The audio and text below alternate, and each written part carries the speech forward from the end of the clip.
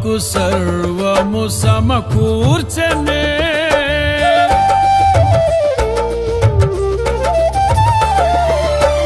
నీ ప్రేమ నాలో ఉదయించగా నా కొరకు సర్వము సమకూర్చెనే.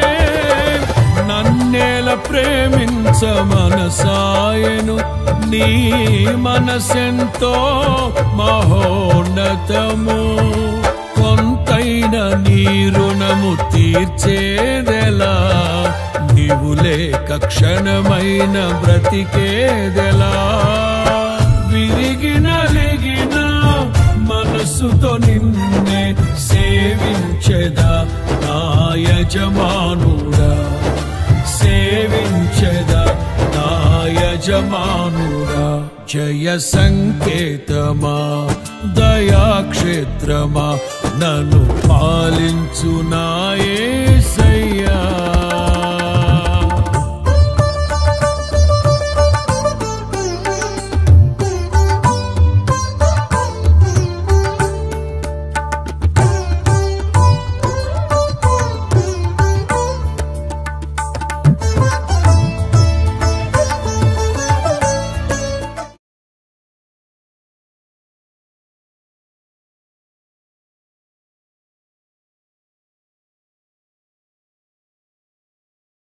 Praise the lord. హల్లెలూయా. ప్రభువైన యేసుక్రీస్తు నామమును బట్టి ఈ ఈస్టర్ ఆరాధనకి ఇక్కడ వచ్చిన మీకు అందరికీ కూడా హృదయపూర్వకమైన వందనాలు తెలియజేస్తున్నాం. అందరికీ వందనాలు. చాలా సంతోషం.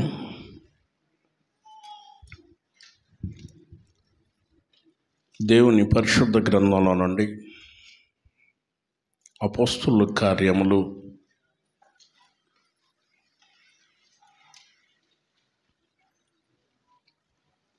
1వ అధ్యాయం 3వ వాక్యాన్ని మనం చదువుకుందాం. ఆయన శ్రమ పడిన తర్వాత 40 దినాలు వారికి ఆగపడుచు దేవుని రాజ్యం విషయం గురించి బోధించు అనేక ప్రమాణములను చూపి వారికి తను తాను సజీవునిగా కనపరుచుకొనెను. ఆమేన్. చదువుదాం. హల్లెలూయా.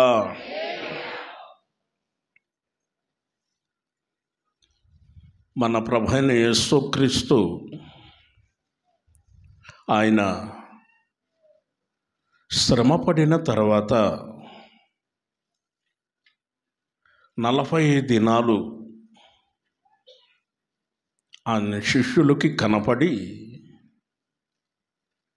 దేవుని యొక్క రాజ్య విషయాల గురించి చాలా విషయాలు వారితో మాట్లాడారు. మాట్లాడిన తర్వాత అనేక ప్రమాణాలు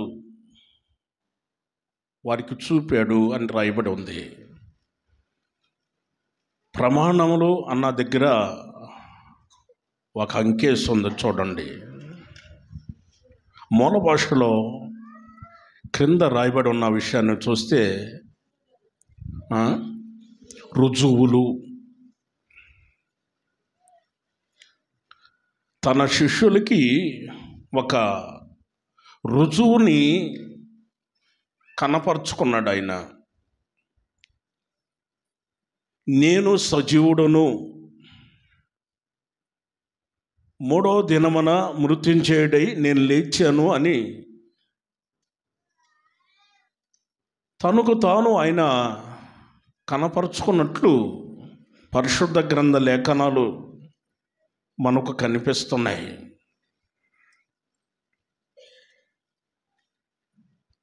యేసయ్య లేచిన తర్వాత శిష్యులతో అనేక రుజువులు వారికి కూడా చూపించాడు. ఎందుకంటే రాబోయే రోజుల్లో వాళ్ళు సాక్ష్యాలు పంచుకోవాలి. వాళ్ళు అందుకే సాక్ష్యం ఇచ్చే సమయంలో రాస్తున్నప్పుడు, పత్రికలు రాస్తూ వారిచ్చిన సాక్ష్యం ఏమని సాక్ష్యం ఇచ్చారో తెలుసా? మేమేమైతే చూసామో యోహాను చెబుతాడు. మొదటి పత్రికలో మొదటి అధ్యాయంలో మొదటి వాక్యం నుండి మనం గమనించినప్పుడు ఆయన ఆ మాటని చెబుతాడు. ఏమని?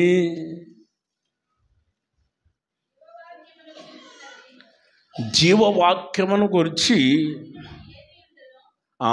మేము ఏమైతే విన్నామో, మేము కనులారా ఏమైతే చూసామో,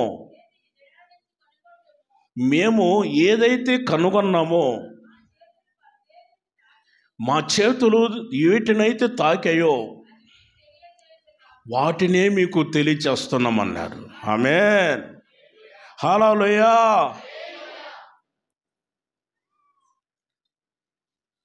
జీవవాక్యాన్ని గురించి వారు మాట్లాడుతున్నారు. అంటే బైబిల్ గ్రంథంలో ఆయన చెప్పిన యొక్క మాట, ఆది యందు వాక్యము ఉండెను, వాక్యము దేవుని యొద్ద ఉండెను, ఆ వాక్యమే దేవుడై ఉండెను. దేవుడై ఉన్న ఆ వాక్యము మన ప్రభువైన యేసుక్రీస్తు శరీరాధారిగా, కృపా సత్య సంపూర్ణుడుగా మన మధ్యలో ఆయన సంచరించాడు. ఆయన సంచరించిన తర్వాత మన పాపాల కోసం ఆయన చనిపోయాడు. పౌలు గారు చెబుతాడు, కొరింథీ సంఘానికి మొదటి పత్రిక రాసినప్పుడు 15వ అధ్యాయంలో 3వ వాక్యం నుండి మనం గమనించినప్పుడు, నాకు ఇవ్వబడిన ఉపదేశమును మొదట మీకు అప్పగిస్తున్నాను. అది ఏమనగా, లేఖనము ప్రకారము క్రీస్తు మన పాపాల కొరకు మృతి పొందెను, సమాధి చేయబడెను, లేఖనముల ప్రకారము 3వ దినమున లేపబడెను. దేవునికి స్తోత్రం. చెబుదాం గట్టిగా, హల్లెలూయా. పరిశుద్ధ గ్రంథంలో మనం చదువుకున్న వాక్యాన్ని గమనించినప్పుడు, నాకు ఇవ్వబడిన ఉపదేశాన్ని మీకు మొదట అప్పగిస్తున్నాను అని తెలియజేస్తున్నాడు. లేఖనముల ప్రకారము మన కొరకు ఆయన శిలువలో మరణించాడు. లేఖనాల ప్రకారము ఆయన సమాధి చేయబడ్డాడు. లేఖనాల ప్రకారము ఆయన 3వ దినమున మృత్యుంజయుడై ఆయన లేపబడ్డాడు. ఆయన లేపబడిన తర్వాత తన శిష్యులకి ఆ రుజువులు ఏంటో కనపరుచుకున్నాడు. ఎందుకంటే ఆయన సజీవుడు కదా, సజీవునిగా తనకు తాను ఆయన కనపరుచుకున్నాడు. వారికి ఆ విషయం తెలియాలి. అందుకే వారు చెప్పారు, మేమేమైతే చూసామో, మా చేతులు ఏమైతే తాకాయో, మేము ఏమైతే విన్నామో వాటిని గురించే మీకు తెలియజేస్తున్నాం అన్నారు. ఆమేన్. వాటిని గురించే మేము తెలియజేస్తున్నాం మీకు. క్రీస్తునందు ప్రియ దేవుని బిడ్డలారా, మొదటిగా 1 లూకా సువార్త 24వ అధ్యాయము మనం గమనించినప్పుడు 15వ వాక్యాన్ని మనం చూస్తాం.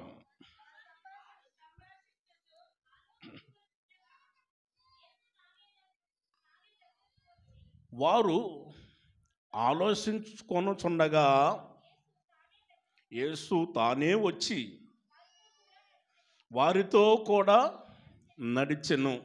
ఆమేన్. చదువు గట్టిగా హల్లెలూయా. యేసు ప్రభు చనిపోయిన తర్వాత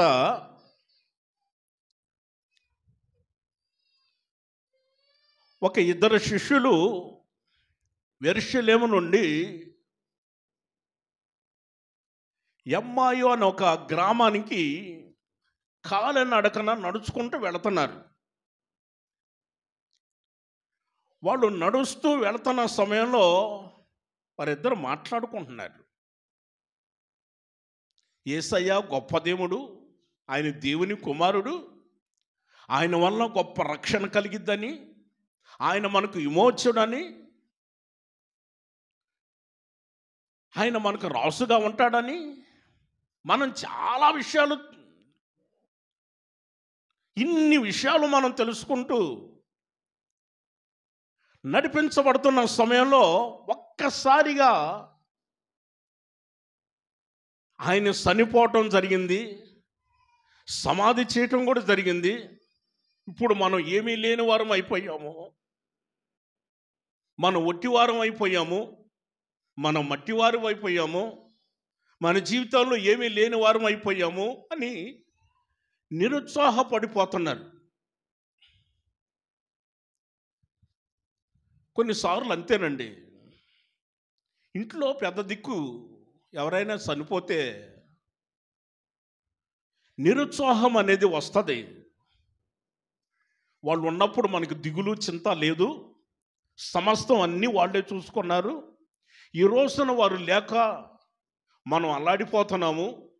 మన పరిస్థితి ఏంటి, మనతో నడిచే వాళ్ళు ఎవరు, మనల్ని పలకరించే వాళ్ళు ఎవరు, ఆదరించే వాళ్ళు ఎవరు, ఆదుకునే వాళ్ళు ఎవరు అని నిరుత్సాహపడిపోతున్న పరిస్థితులు ఉంటాయి కొన్నిసార్లు. అదే ప్రకారంగా యేసు ప్రభు యొక్క శిష్యులు కూడా చాలా నిరుత్సాహపడిపోతూ వారిద్దరూ సంభాషించుకుంటున్నారు, మాట్లాడుకుంటున్నారు. వాళ్ళు ఎప్పుడైతే ఆ విషయాలు మాట్లాడుకుంటున్నారో యేసు ప్రభువు తానే, చూడండి అక్కడ రాయబడి ఉన్న విషయాన్ని, యేసు ప్రభు తానే వచ్చి వారితో కూడా నడిచెను, వారితో కూడా నడుస్తున్నాడు. వారితో నడుస్తూ, బాబు ఏం మాట్లాడుకుంటున్నారు మీరు? అదేనయ్యా మెస్సయ్య, ఆయన రాబోవాడు ఆయనని మేము గమనించి కనిపెట్టి ఆయన్ని వెంబడించాము. ఏంటోనండి యెరూషలేము ప్రజలందరూ కూడా ఆయన్ని సిలువ వేసి చంపారండి, సమాధి కూడా చేసేసామండి, అంత అయిపోయిందండి, సమాధి కార్యక్రమం కూడా అయిపోయిందండి. 12 మంది శిష్యులమండి ఒట్టివారం అయిపోయామండి. కారణం ఏంటి తెలుసా? తల్లిదండ్రులు విడిచిపెట్టి వచ్చాం, అక్క చెల్లెలను విడిచిపెట్టి వచ్చాం, అన్నదమ్ములు విడిచిపెట్టాం, భూములు విడిచిపెట్టాం, సమస్తం మాకున్న వృత్తి అంతా కూడా విడిచిపెట్టి యేసు ప్రభుని వెంబడించాం. ఏంటోనండి అంతా ఉట్టివారం అయిపోయాం అని యేసు ప్రభుతో మాట్లాడుతున్నారు. యేసు ప్రభు ఏమో వారితో మాట్లాడుచు వారితోనే నడుస్తున్నాడు. దేవునికి స్తోత్రం. గట్టిగా చెబుదాం హల్లెలూయా. వారితోనే నడుస్తున్నాడు. మన ప్రభు ఎవరు అనంటే ఆయన మనతో నడిచే దేవుడు. మన ప్రభు ఎవరు అనంటే సజీవుడు. మన ప్రభు ఎవరు అనంటే మృత్యుంజయుడు. మన ప్రభు ఎవరు అనంటే చెప్పండి, మరణపు ముళ్ళను విరిచినవాడు, పునరుత్థానుడు. ఆయన చెప్పనే చెప్పాడు, పునరుత్థానమును జీవమును నేనే అని చెప్పాడు. కాబట్టి ఆయన్ని సేవించున్న ప్రతి ఒక్కరిని కూడా ఆయన విడిచిపెట్టడు. ఆయన ఎప్పటికీ విడిచిపెట్టడు. ఆయన నడవటం ప్రారంభిస్తాడు. ఎవరితోనండి? ఆయన బిడ్డలతోనే నడిచేది, త్రాగుబోతులతో నడవడం కంపు కొడుతుంది. నిజము. త్రాగుబోతులతో నడవడం కంపు కొడుతుంది. ఎవరైతే దేవుని మార్గాల్లో దేవుని యందు భయభక్తులు కలిగి నీతి నిజాయితీ కలిగి నడిపించబడుతున్నారో, పరిశుద్ధులుగా నడిపించబడుతున్నారో వారితో నడవటం ప్రారంభిస్తాడు. వారితో నడుస్తున్నాడు. బైబిల్ గ్రంథంలో మనం ఒకసారి గమనించి చూస్తే ఆదికాండం 5వ అధ్యాయంలో 23వ వాక్యాన్ని మనం చూస్తే ఆయన పేరు హానోకు దినములన్నీ 365 ఏండ్లు. హానోకు దేవునితో నడిచిన తర్వాత దేవుడు ఆయన్ని తీసుకొని పోయిను. దేవునికి స్తోత్రం, హల్లెలూయా. చూడండి, హానోకు అప్పుడే 1000 సంవత్సరాల క్రితమే హానోకు దేవునితో నడవటం ప్రారంభించాడు. ఎవరితో నడుస్తున్నాడు? దేవునితో నడుస్తున్నాడు. ఎన్ని సంవత్సరాలు? 365 ఏండ్లు. ఈనాడు చాలామందిని మనం గమనించినప్పుడు కొద్ది కాలం వరకు రక్షణ పొంది, మారు మనసు పొంది, బాప్తిస్వం పొంది, దేవుని యొక్క భయభక్తులు కలిగి దేవుని సన్నిధిలో ఉండి కొద్ది కాలం వరకు 5 సంవత్సరాలు లేకపోతే 10 సంవత్సరాలు భక్తి చేసి మరలా లోకంలో కలిసిపోతున్నారు. చాలు, ఎంతవరకు 10 సంవత్సరాలు దేవునితో నడిచాం, ఇక చాలు అని చెప్పి మరలా లోకంలో కలిసిపోతున్నారు. చాలా చోట్ల గమనించాను నేను. గత 30 సంవత్సరాల నుండి ఈ హోసన్నా మినిస్ట్రీలో కొనసాగుతున్నాను నేను. ఈ 30 సంవత్సరాలు ఎంతోమందిని చూశాను. పలు ప్రాంతాలలో గమనించి చూసినప్పుడు దైవభక్తిగా ఉత్సాహంతో ఎదుగుతున్న బిడ్డలే కొద్ది కాలానికి లోకంలో కలిసిపోతున్నారు. కారణం, లోక ఆశలు వారిని రమ్మని పిలుస్తున్నాయి. లోకాశలు రమ్మని పిలుస్తున్నాయి. అందము, సౌందర్యము పిలుస్తూ ఉన్నాయి. బైబిల్ గ్రంథం ఏమని చెబుతుంది? అందము మోసకరం, సౌందర్యము వ్యర్థము. చూడండి, అవి తెలియక వాటిని అనుభవించాలని చెప్పి వాటిని అనుభవించాలి, వాటి దగ్గరికి వెళ్ళిపోవాలని లోకంలో కలిసిపోయిన వాళ్ళు చాలామంది. నిజమండి. క్రీస్తునందు ప్రియ దేవుని బిడ్డలారా, సహోదరి సహోదరులారా, ఒక్కసారి మీరు ఆలోచన చేయండి. మనం నడుస్తున్న సమయంలో దేవుడు మనతో నడుస్తున్నాడు. 12 మంది శిష్యులు యేసు ప్రభు దగ్గర అనేకమైన విషయాలు తెలుసుకుంటున్నారు ఇట్లా కూర్చొని. అదే సమయంలో 70 మంది వచ్చారు. మేము కూడా సేవ చేస్తామండి, మేము కూడా సేవ చేస్తాం ఉద్రేకంతో వచ్చారు. ఉద్రేకంతో మేము కూడా సేవ చేయాలి, సేవ చేస్తాము, మేము కూడా సేవ చేస్తాం. ఏమండి, వాళ్ళేనా సేవ చేసేది? తెల్ల బట్టలు వేసుకొని వాళ్ళు బైకుల మీద తిరుగుతున్నారండి. ఆ మాత్రం మేము తిరగలేమా? మేము కూడా సేవ చేస్తాం, సేవ సేవ సేవ అనుకుంటా 70 మంది వచ్చారు. సరే, యేసు ప్రభు ఆ 70 మందిని కూడా ఈ 12 మందితో కలిపి పరిచర్యలో కొనసాగుతున్నారు. ఒక రోజున యేసు ప్రభు ప్రసంగం మొదలుపెట్టాడు. ఏమని? నా శరీరాన్ని తిని నా రక్తాన్ని త్రాగిన వాడే నిత్యజీవం కలిగిన వాడు అని చెప్పాడు. ఆ మాటకి ఆ 70 మంది కొత్తగా సేవకొచ్చారే, ఉద్రేకంతో సేవకు వచ్చారే, వాళ్ళలో ఒక ఆలోచన పుట్టుకొచ్చింది. ఏంటండి ఆయన మాట్లాడేది? ఆయన శరీరాన్ని తినాలంట, ఆయన రక్తాన్ని త్రాగాలంట. తమ్ముడు, నీకేమన్నా అర్థమైందా? ఏంటన్నా? ఆయన శరీరాన్ని తినాలంట. మనమేమైనా రాక్షసుల్లా కనపడుతున్నామా, మనుషులమా? అదేనన్నా నాకు కూడా ఆలోచన వచ్చిందన్నా. నేను కూడా అదే ఆలోచిస్తున్నానన్నా. ఇదేం సేవ నాయన, కఠినమైన మాటలు అని మాట్లాడారు ఆ రోజున. నేను చెప్పేవన్నీ యోహాను సువార్త 6వ అధ్యాయంలో ఉన్నాయి.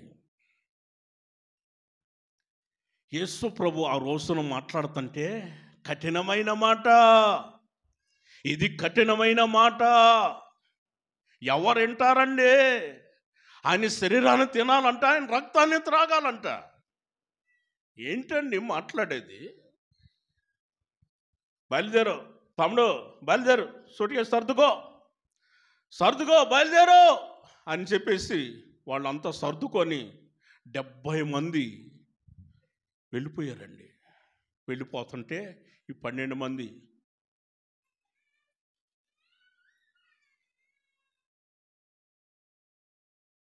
అని చూస్తున్నారు, వెళ్ళిపోయే వారిని చూస్తున్నారు. యేసు ప్రభు ఆ 70 మందిని చూస్తున్నాడు, ఈ 12 మందిని చూస్తున్నాడు. ఆ 70 మందిని చూస్తున్నాడు, ఈ 12 మందిని చూస్తున్నాడు. వాళ్ళు వెళ్ళిపోయారు. వీళ్ళతో అన్నాడు, ఏంటి బాబు వాళ్ళు వెళ్ళిపోతుంటే మీరు కూడా చూస్తున్నారు, మీరు కూడా వెళ్ళిపోవాలనుకుంటున్నారా అని అన్నాడు. మేము ఎక్కడికి వెళతామయ్యా, నీవే నిత్య చూపు మాటలు కలిగిన వాడివి. దేవునికి స్తోత్రం, హల్లెలూయా. కొద్ది కాలమే భక్తి చేశారు. తర్వాత వాళ్ళు లోకంలో కలిసిపోయారు. 70 మంది. వాళ్ళ అడ్రస్ ఇంతవరకు తెలియలా. మీకేమన్నా తెలుసా? తెలుసుంటే నాకు చెప్పండి. 4 సువార్తలు నేను చదివాను, ఎక్కడా కూడా వాళ్ళ అడ్రస్ దొరకలా నాకు. ఒకవేళ వాళ్ళు ఏమండి జాబ్ చేసుకుంటున్నారా, లేకపోతే ఏమన్నా చేతి పనులు చేసుకుంటున్నారా, వ్యాపారం చేసుకుంటున్నారా, మరి వెళ్ళిపోయారు కదా, సేవ చేస్తున్నారా, ఏం చేస్తున్నారని బైబిల్ అంతా తిరిగి చూస్తే వాళ్ళ అడ్రస్ దొరకలా. మీకేమైనా దొరికిందా?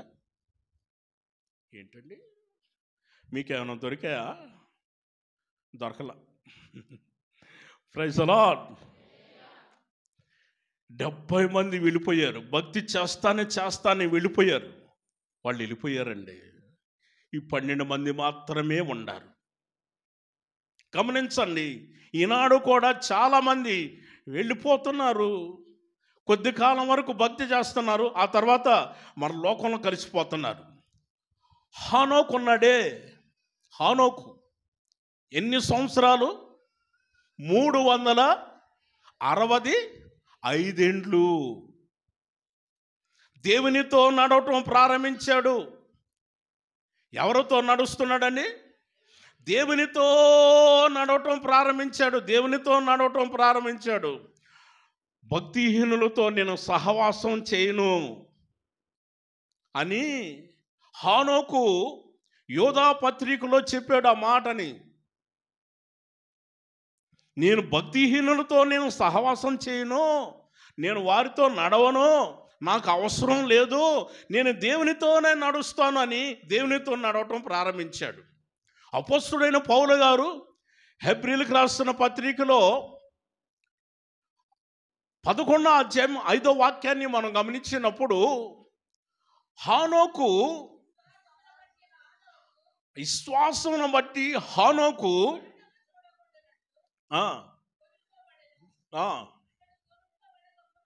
అవును దేవునికి ఇష్టుడని సాక్ష్యము పొందెను. ఆమేన్. చెబుతాం గట్టిగా, హల్లెలూయా. ఇప్పుడు చెప్పండి, హానోకు దేవునికి ఇష్టుడని సాక్ష్యము పొందెను. దేవునికి ఇష్టుడని సాక్ష్యం పొందెను. దేవునితో నడుస్తున్నప్పుడు మనం సాక్ష్యం పొందాలి. దేవునితో నడుస్తున్నప్పుడు సాక్ష్యం పొందాలి. ఆయనకి ఇష్టమైన ప్రజలమని మనం సాక్ష్యం పొందాలి. ఆమేన్. గట్టిగా చెప్పాలి హల్లెలూయా. మనం దేవునికి ఇష్టమైన ప్రజలం.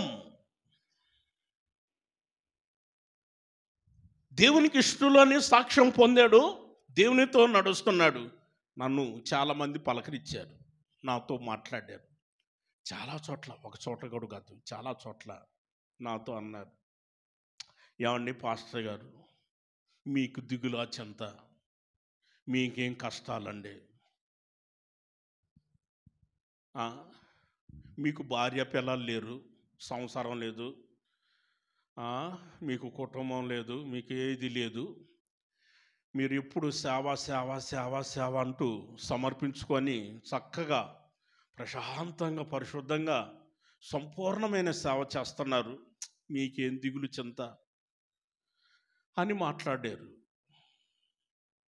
మరి మీకేమయ్యా అని అడిగాను. మాకా భార్య పిల్లలండి,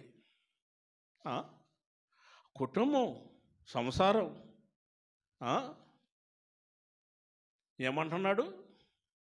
సముద్రాన్నైనా ఈదుతాను కానీ ఏంటి సంసారం నేను వీదలేనయ్యా అని అంటున్నాడు. మరి ఆయనకి ఏమో వచ్చిందో అంత కష్టం, అది వాళ్ళకే తెలుసు, పురుషులకి. సముద్రం, పెద్ద సముద్రం, అంత పెద్ద సముద్రాన్ని కూడా నేను ఈదగలను, సముద్రాన్ని ఈదగలను అన్నాడు. కానీ ఏంటో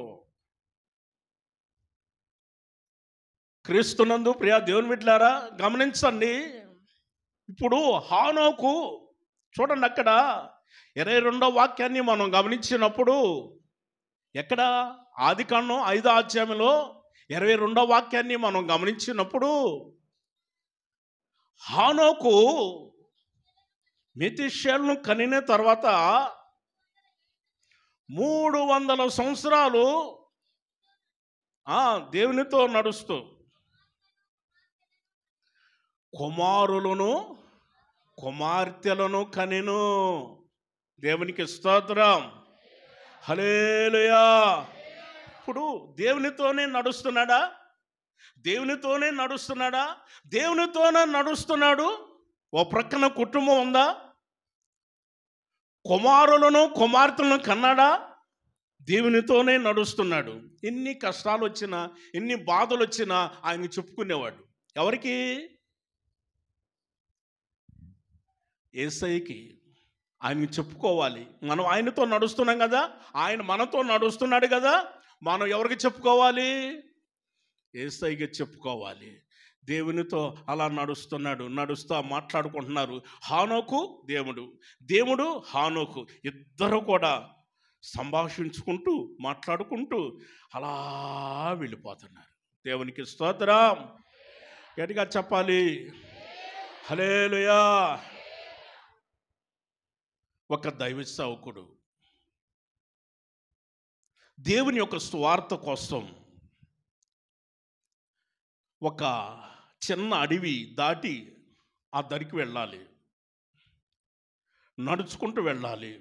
అడవిలో ఇక్కడే ప్రార్థన చేసుకున్నాడు, ప్రభువా నీ పని నిమిత్తమై నేను బయలుదేరి వెళుతున్నాను, ఒక అడవిలో నుంచి వెళుతున్నాను. అడవిలో పులులు ఉంటాయి, సింహాలు ఉంటాయి, చిరుత పులులు ఉంటాయి, మృగాలు ఎన్నో ఉంటాయి అయ్యా. ఒకవేళ అవి వచ్చినంటే నేనేం చేయలేను, నన్ను కాపాడు తండ్రి. అద్దరికి పంపిస్తే అద్దరికి వెళ్ళిన తర్వాత మీ గురించి చాలా విషయాలు వారితో మాట్లాడి ప్రార్థన చేసి మరలా వస్తాను ప్రభువా అని ఇక్కడ ప్రార్థన చేసుకున్నాడు. ప్రార్థన చేసుకొని బయలుదేరి వెళ్తున్నాడు. వెళ్తూ ఉంటే ప్రక్కన చూస్తే ఎవరో నడుస్తున్నట్టు అనిపించింది. ఆహా, ప్రభువు నాతో నడుస్తున్నాడు, ప్రభువు నాతో నడుస్తున్నాడు. కొంచెం దూరం వెళ్ళి చూస్తే అడుగులు కనపడతాయి, అడుగులు కూడా కనపడతాయి, ప్రభువు మాత్రం కనపడట్లా. అడుగులు కనపడతాయి చాలు, ప్రభువు నాతో వస్తున్నాడు. సంతోషంగా హాయిగా వెళ్ళిపోతున్నాడు. ధైర్యంగా వెళ్ళిపోయాడు. చివరికి వెళ్ళిపోయాడండి, అద్దరికి వెళ్ళిపోయాడు. వెళ్ళిపోయిన తర్వాత పక్కన చూస్తే అడుగులు లేవు, నడుస్తున్నట్లేదు, అడుగులు లేవు. మరలా వెంటనే ప్రార్థన మొదలుపెట్టాడు. తండ్రి, అర్ధాంతరంగా నన్ను వదిలిపెట్టిపోతావా? నీ సేవ కోసమే కదయ్యా నేను వచ్చింది. ఇంతలోనే నన్ను ఎట్లా మర్చిపోతావు, ఎట్లా విడిచిపెడతావయ్యా? అసలే మృగాలు స్వరం వినపడతని, గాంటేస్తా ఉండి అరుస్తున్న అరుపులు వినపడతని, ఏంటయ్యా అని ప్రార్థన చేసుకుంటా ఉన్నాడు. ఒక్కరు నడిచిన అడుగుచాడలే కనపడుతున్నాయి కానీ ఇద్దరు నడిచినట్టు కనపడట్లేదు. ఆ అడుగులు నాయే కదయ్యా, నేను ఒక్కడనే కదా నడుచుకుంటూ వచ్చింది అని అంటే ప్రభు అంటాడు, ఆ అడుగులు నీవి కావు, అవి నాయి అని అన్నాడు. ప్రభువా, నీ అడుగు చాడలైతే మరి నావేమైనాయి? మరి నేను కూడా నడిచాను కదా, నావేమైనాయి? నీ లేవు అని అన్నాడు. ఏంటయ్యా ఎందుకు లేవు అని అంటే, నిన్ను నేను పైకి ఎత్తుకొని ఉన్నాను. ప్రైజ్ ది లార్డ్, హల్లెలూయా. నిన్ను నేను పైకి ఎత్తుకొనున్నా. ఆయన వాగ్దానం చేసేటప్పుడు ఆయన ఏమన్నాడు? ముదిము వచ్చు వరకు నిన్ను ఎత్తుకునేవాడు నేను. మన ప్రభు ఎవరో తెలుసా? వాగ్దానపూరుడు. ముదిము వచ్చు వరకు ఎత్తుకునేవాడు ఆయనే. తల వెంట్రుకలు నరిసినా సరే, వృద్ధాప్యానికి వచ్చినా సరే, ఆయుష్ కాలాన్ని పొడిగించిన దేవుడు, ఆయుష్నిచ్చిన దేవుడు, మన జీవితాల్లో ఆనందాన్ని ఇచ్చి ఆయన మనల్ని ఏం చేస్తున్నాడో తెలుసా? ఆయన ఎత్తుకొని తీసుకొని వెళుతున్నాడు. ప్రైజ్ ది లార్డ్ చెప్పాలి. హల్లెలూయా. మనతో నడిచే దేవుడు అలాంటి వాడు. మనతో నడుస్తున్నాడే ఆయన. మనకు కష్టాలు వచ్చినప్పుడు, ఇరుకులు వచ్చినప్పుడు, ఇబ్బందులు వచ్చినప్పుడు, దుఃఖపడుతున్నప్పుడు మనల్ని ఆదరించేవాడు, ధైర్యపరిచేవాడు. ఆనాడు ఇశ్రాయేలు జనంతో చెప్పినాడు ఏమని? నీ దుఃఖము నాకు తెలిసే ఉన్నది, నీ బాధ నిశ్చయముగా నేను చూశాను, నీ మొర నేను విన్నాను అని దేవుడు మాట్లాడాడు. రెఫరెన్స్ రాసుకోండి, చదవని అవసరం లేదు. నిర్గమాకాండం 3:7 దేవుడు మన బాధను చూస్తాడు, మన మొరను ఆలకించే దేవుడు. ఆయన మన దుఃఖాన్ని తెలుసుకున్న దేవుడు. ఆయన వెంటనే ఏం చేస్తాడో తెలుసా? అక్కడ ఏదైనా ప్రమాదం జరగబోతుంది అన్నప్పుడు ఆయన వెంటనే వెతుకుంటాడు. ఆయన దేవునికి స్తోత్రం గట్టిగా చెప్పాలి. హల్లెలూయా. నడుస్తున్నారు యేసు ప్రభు శిష్యులు, నడుస్తున్నారు. అలా నడిచిన తర్వాత ప్రొద్దుగుకింది. యేసు ప్రభుని అడిగారయ్యా, మాతో కూడా ఉండొచ్చు కదా, ఇప్పుడు వరకు మాతో మాట్లాడారు మీరు, చాలా విషయాలు మాట్లాడాడు ప్రభు, లేఖనాల ప్రకారం మాట్లాడాడు. మీరు మాతో మాట్లాడారు కదా, కొంచెం మాతో ఉండకూడదా అని అడిగారు. సరే ఉంటాను అన్నాడు. వెంటనే రొట్టె తీసుకొని రొట్టె విరిచి వారికి ఇచ్చాడు. ఇచ్చిన తర్వాత వాళ్ళు తిన్నారండి. అప్పుడు యేసు ప్రభుని గుర్తుపెట్టారు. Praise the lord. అప్పుడు వరకు గుర్తుపట్టలేదు, యేసు ప్రభుని గుర్తుపట్టలేదు. అప్పుడు గుర్తుపట్టారు, యేసయ్యను గుర్తుపట్టారు. యేసు ప్రభు అదృశ్య దేవుడు కనుక అదృశ్యమైపోయాడు. అదృశ్య దేవుడు అంటే కనిపించనివాడు. ఆయన అదృశ్యమైపోయాడు. అదృశ్యమైపోయిన తర్వాత వాళ్ళు చాలా సంతోషించారు. రెండో విషయాన్ని మనం గమనించినప్పుడు ఈ లోకాసు వార్తలోనే 24:32 మనం గమనించినప్పుడు, త్రోవలో మనతో మాట్లాడినప్పుడు, ఆ లేఖనాలు మనకు బోధిస్తున్నప్పుడు మన హృదయంలో మంట మండింది. మన హృదయంలో మంట మండింది లేఖనాలు మాట్లాడుతున్నప్పుడు. యేసయ్య లేఖనాలు ఆయన మనతో మాట్లాడే సమయంలో మన హృదయంలో ఏం పుట్టిందండి? మంట. ఇక్కడ కాదండు, ఇక్కడ అనుకున్నారు కడుపు మంట కాదు. చాలామంది అనుకుంటారు కడుపు మండుతుంది నువ్వు మాట్లాడుతుంటే. కదా, నువ్వు మాట్లాడుతుంటే కడుపు మండుతుంది, కొంచెం ఆపు, కడుపు మండుతుందని అంటారు. కొంతమంది మాట్లాడితే నిజంగానే కడుపు మండుతుంది. యేసయ్య మాట్లాడితే హృదయంలో మంట పడుతుంది, హృదయంలో అగ్ని, హృదయంలో మంట పడుతుంది. హృదయంలో మంట, ఇక్కడ ఇక్కడ మంట, ఇక్కడ మంట పడుతుంది, ఇక్కడ మంట పడుతుంది. దావీదు మహారాజు 39వ కీర్తనలో దావీదు మహారాజు కూడా ఆయన ఒక మాటని చెప్పాడు. ఏమని?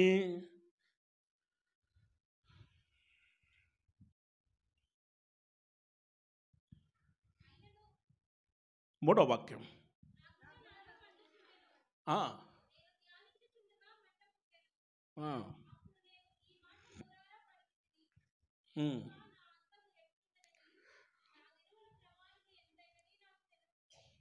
దేవునికి స్తోత్రం. గట్టిగా చెప్పాలి హల్లెలూయా. కొంచెం గట్టిగా చదవమ్మా. నా గుండె నాలో మండుచుండెను. మంట పడుతుంది. ఎప్పుడు అమ్మా? అక్కడే అర్థం కూడా అక్కడే ఉంది. మొదటి లైన్లోనేమో నా గుండె నాలో మండుచున్నది, ధ్యానించుచుండగా,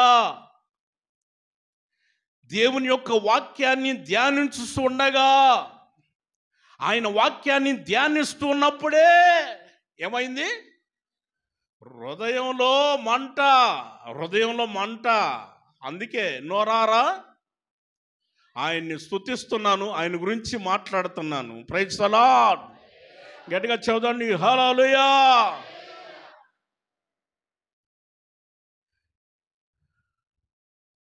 క్రీస్తునందు ప్రియ దేవుని బిడ్డలారా, సహోదరి సహోదరులారా,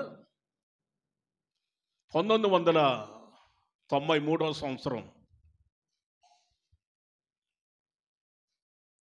లేమల్లిలో మనం చూసాం కదా, లేమల్లె, అక్కడ నేను బాప్తిసం పొందాను.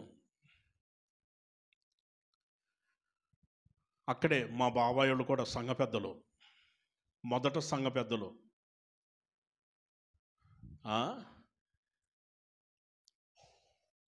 యేసన్న గారు స్టార్టింగ్ మందిరం అది.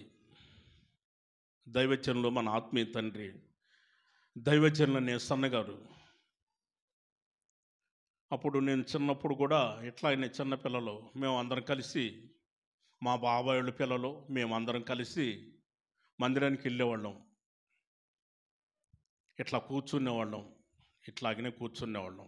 పిల్లలు కూర్చున్నారు కదా, ఈ విధంగా కూర్చునేవాళ్ళం. ఆ దారిలో వెళతా చింత చెట్లు ఉంటే ఆ చెట్టు మీదకి ఎక్కి చింతకాయలు నేనే కోసేవాడిని. పిల్లలందరికీ ఆకలి నడుచుకుంటూ వెళ్ళేవాళ్ళం. మా ఊరు అక్కడే నిడముక్కల. ఆ దారిలోనే ఆ రోజుల్లో నడుచుకుంటూ వెళ్ళి పిల్లలందరూ ఆకలి అవుతుంది అంటే చింత చెట్టు నేను ఎక్కి చింతకాయలు కోసి వీళ్ళకి ఇస్తే వీళ్ళు తింటూ ఉండేవాళ్ళం, మేము తినేవాళ్ళం. అందరం కలిసి మందిరానికి వెళ్ళేవాళ్ళం. వచ్చేటప్పుడు కూడా అట్లానే వచ్చేవాళ్ళం.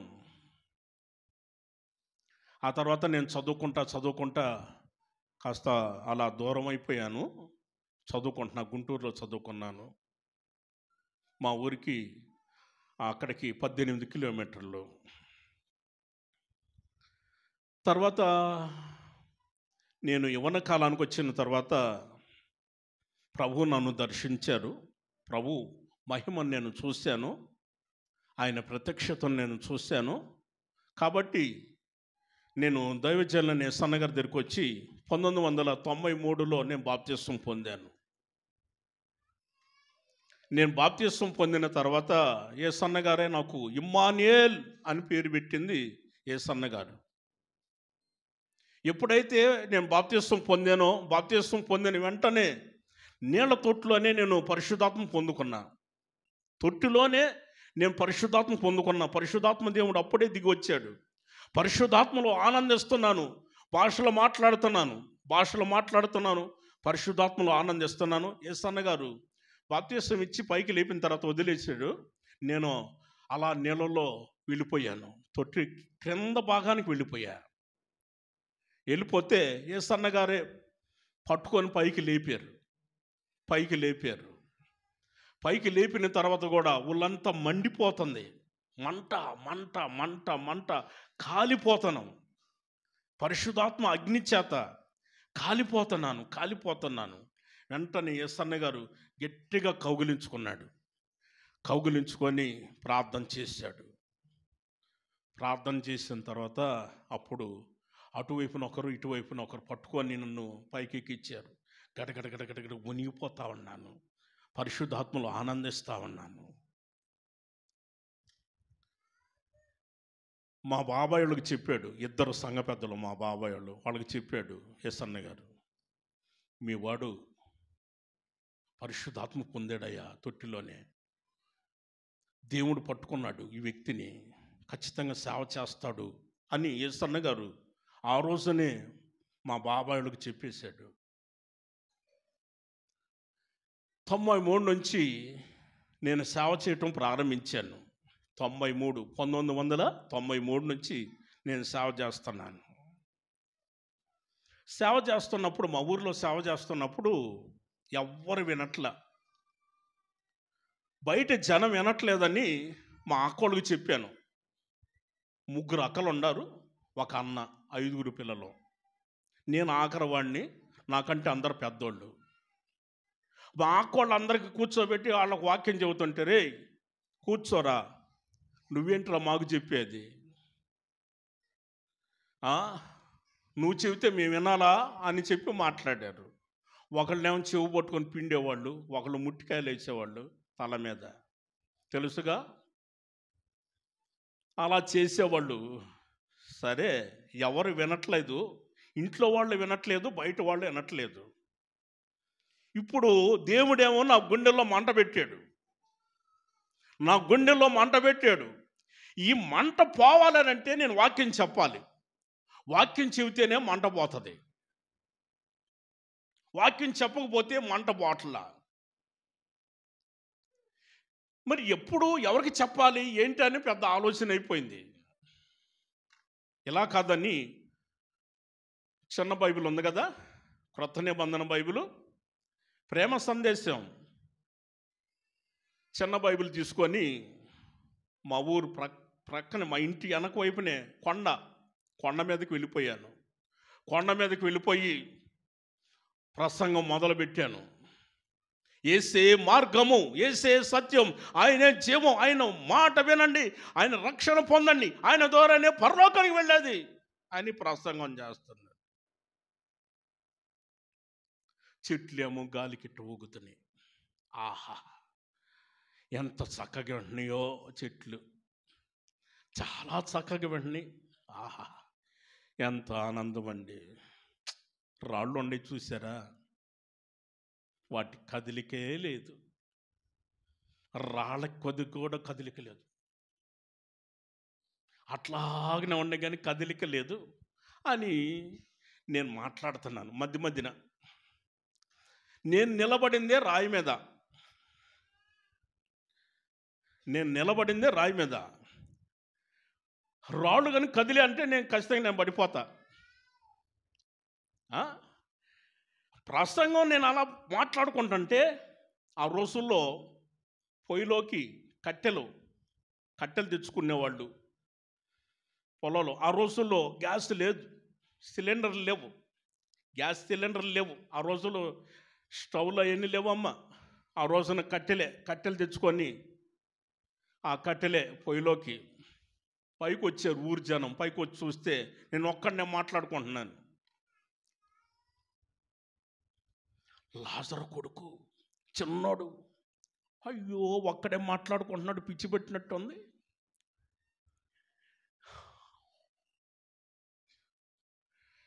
చూద్దామంటే ఒక్క మనిషి లేడు, ఒక్క మనిషి కూడా లేడు. చూద్దామంటే ఒక్కడే మాట్లాడుకుంటున్నాడు. వచ్చేసి అన్నీ మా నాన్నగారికి అమ్మగారికి చెప్పారు, మీ అబ్బాయికి పిచ్చి పట్టింది చిన్నోడికి, ఒక్కడే మాట్లాడుకుంటున్నాడు అని. ఇక నేను బైబిల్ తీసుకొని, ప్రేమ సందేశం చిన్న బైబిల్ తీసుకొని క్రిందకు వచ్చాను. వచ్చిన తర్వాత మా అమ్మగారు మా నాన్నగారు, ఏంట్రా చిన్నోడా ఒక్కడే మాట్లాడుకుంటున్నావంట, ఏమన్నా పిచ్చి పట్టిందా అని. మరి మీకు వాక్యం చెబితే మీరు వినట్లా, అక్కోళ్ళకి వాక్యం చెబితే అక్కోళ్ళు వినట్లా, బయట ఉన్న జనం మాట్లాడితే వాళ్ళు వినట్లేదు, ఎవ్వరు వినట్లేదు. అందుకోసం నేను కొండకి ప్రసంగం చేసుకుంటున్నాను, రాళ్ళకి చెట్లకు ప్రసంగం చేశాను, చేశానని చెప్పాను. Praise the Lord. గట్టిగా చెప్పాలి హల్లెలూయా.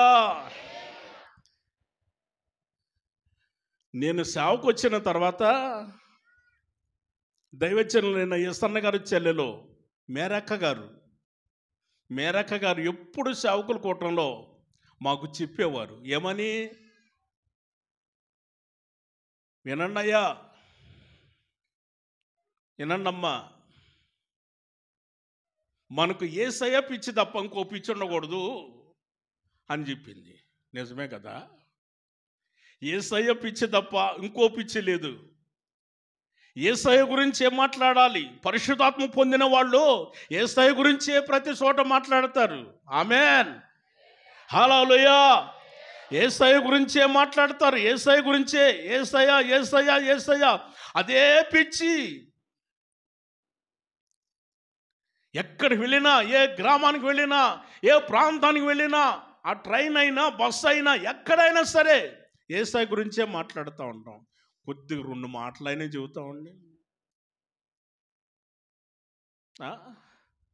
ట్రైన్లో కూర్చొని ప్రయాణం చేస్తుంటే ఆ ప్రక్కన కూర్చున్న ఆయన అన్నాడు, అమ్మ పిల్లోడికి ఈ చేతిలో ఒకటి ఇచ్చావు, 2 తింటున్నాడు, ఇట్లా పట్టుకొని ఇట్లా తింటున్నాడు. కాదమ్మా మీ అబ్బాయికి ఎన్ని సంవత్సరాలమ్మా అని అంటే 13 సంవత్సరాలు అని అంది. 13 సంవత్సరాల కిందమ్మా పెద్ద మనిషిలాగా ఉన్నాడు, పెద్దోళ్ళలాగా ఉన్నాడు, 30-40 సంవత్సరాల పిల్లోళ్ళలాగా ఉన్నాడు. ఎందుకనంటే వాడు ఇంతే ఉన్నాడు కానీ ఇంతలా ఉన్నాడు.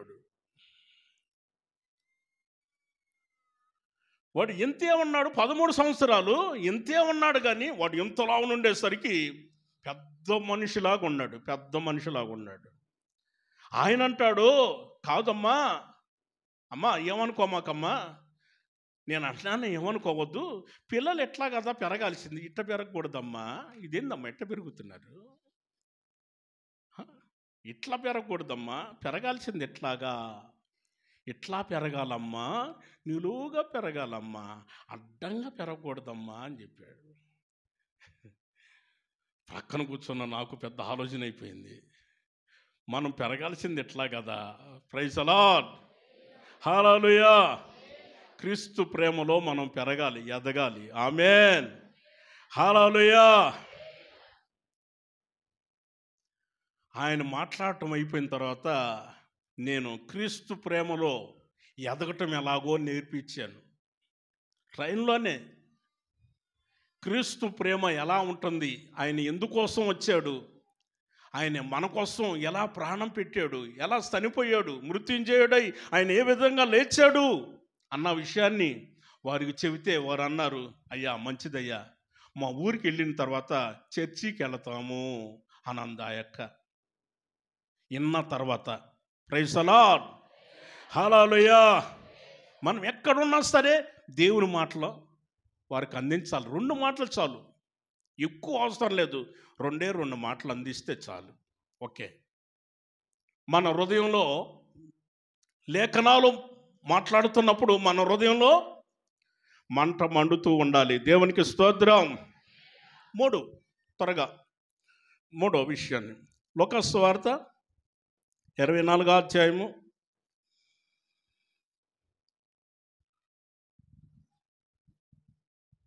36వ వచనం.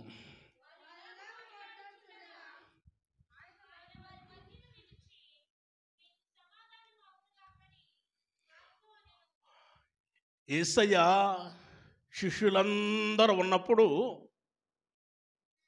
ఆయన వారి మధ్యలోనికి వచ్చి మీకు సమాధానము కలుగునుగాక అని చెప్పాడు. దేవునికి స్తోత్రం. గట్టిగా చెప్పాలి హల్లెలూయా. సమాధానం కలుగునుగాక అని చెప్పాడు. బాగా గమనించండి, యేసయ్య ఎవరు అని అంటే మృత్యుంజయుడు, సజీవుడు. ఆయన మన మధ్యలోనే ఉన్నాడు. ఆయన ముందే చెప్పాడు, ఆయన సజీవుడిగా ఈ భూమి మీద సంచరిస్తున్న రోజుల్లోనే చెప్పాడు. ఏవని?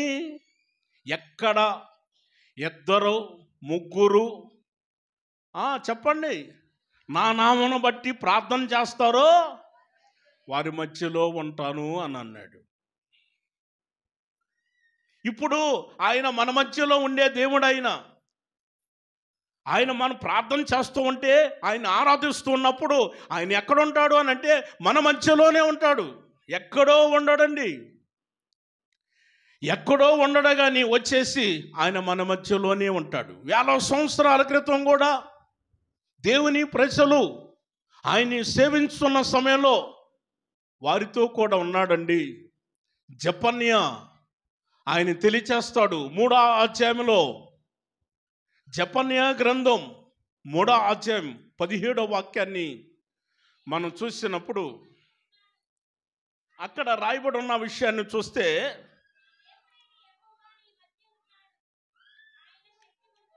ఆయన శక్తిమంతుడు, ఆయన మిమ్మల్ని రక్షించును. ఆయన ఎవరనంటే మన మధ్యలో ఉండే దేవుడు. ఆయన ఎవరు అనంటే ఆనాడు తన ప్రజల మధ్యలో ఉన్నాడు, తన ప్రజల మధ్యలో ఉండే వారిని రక్షించాడు. ఒక మాట వినండి, ఇశ్రాయేల్ జనం బయలుదేరి వస్తున్నారు. ఐగుప్తు దేశాన్ని విడిచిపెట్టి వస్తున్న సమయంలో ముందు చూస్తేనేమో ఎర్ర సముద్రం, వెనక చూస్తేనేమో సైన్యం, ఫరో సైన్యం.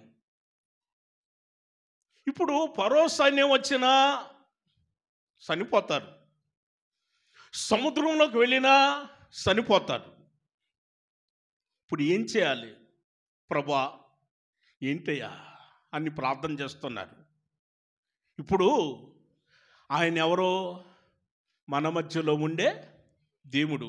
ఆయన ఎలాంటి వాడు?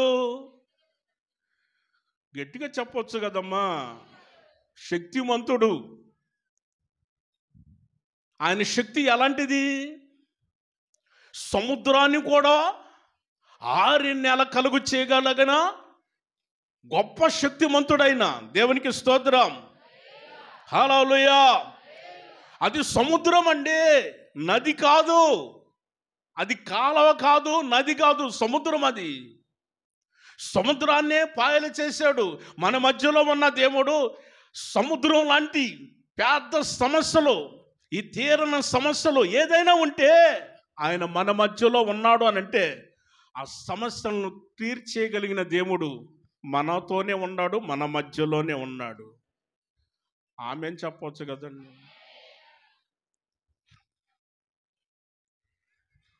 Praise the Lord. గట్టిగా చెప్పాలి హల్లెలూయా. ఆయన ఎక్కడో లేడు, మన మధ్యలోనే ఉన్నాడు. శక్తిమంతుడైన దేవుడు ఆనాడు తన ప్రజల పక్షాన ఉండి ఎన్నో అద్భుతాలు చేశాడు, మహత్కార్యాలు చేశాడు, సూచక్రియలు చేశాడు, ఎన్నెన్నో చేశాడు. ఈనాడు కూడా అలాగనే చేస్తున్నాడు. ఆయన ప్రేమ మారలేదు. ఆయన జాలి, దయ, కనికరం ఇప్పటికి ఇంకా మారలేదు, అలాగే ఉంది. ఆయన ప్రేమ అలాగనే ఉంది. మనుషులు ప్రేమ అంటే ఈరోజు ఒక రకంగా, రేపు ఒక రకంగా ఉంటుందండి. మనుషుల ప్రేమ అలాగే ఉంటుంది. ఈరోజు ప్రేమ చూపించినట్టు ఉంటారు, రోజు రోజుకు తగ్గిపోతూ ఉంటుంది. ఆయన మాత్రం ప్రేమ తగ్గదు. మారని దేవుడు, మార్పు లేని దేవుడు. ఆయన నిన్న నేడు నిరంతరం ఏకరీతిగా ఉన్న దేవుడు ఆయన. దేవునికి స్తోత్రం. హల్లెలూయా. ఆయన మన మధ్యలో ఉంటాడు. ఆయన మన మధ్యలో ఉంటాడు. హగ్గయి గ్రంథంలో 2వ అధ్యాయము 5వ వాక్యాన్ని మనం గమనించినప్పుడు,